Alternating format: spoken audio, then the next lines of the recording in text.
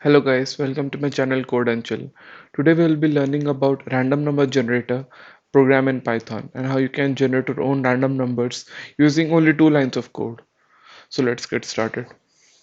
So first of all, we will be importing random module, which is a by default module in Python, comes with the standard Python package, which lets you do many kinds of random number and integer stuffs, where you can do any number of random choice selections and different character selections at random.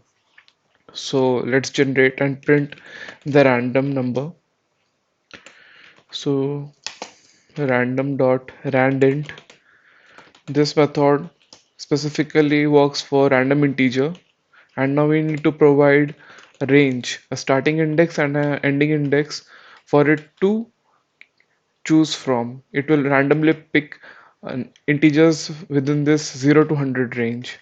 So let us execute it. That's it for the program. So it showed 30, again 61. So this is how it generates random number, and as you can see it totally generates random integer between 0 and 100. The many time you executes the program, it will show random integer each time.